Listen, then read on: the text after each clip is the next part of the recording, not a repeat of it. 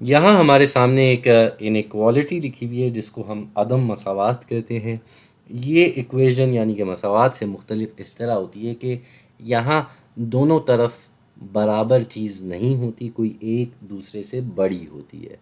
और ये कैसे पता चलता है भाई? इसका मैंने बड़ा आसान तरीका देखा है कि जिस तरफ मुंह खुला हुआ है ना, वो बड़ा है।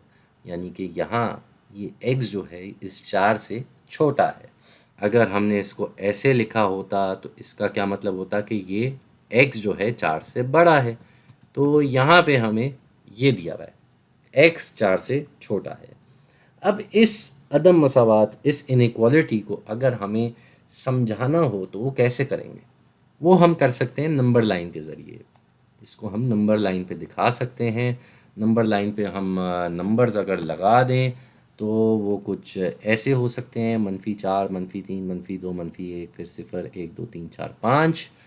यहाँ बात हो रही है कि x जो है वो 4 से छोटा है, 4 जो है वो x से बड़ा है। तो x कहाँ हो सकता है भाई? बात हो रही है इस 4 नंबर की, बात हो रही है इस 4 नंबर की।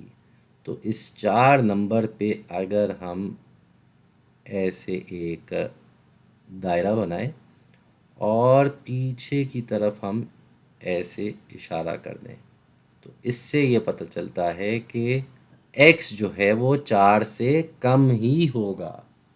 x जो है वो 4 से कम होगा।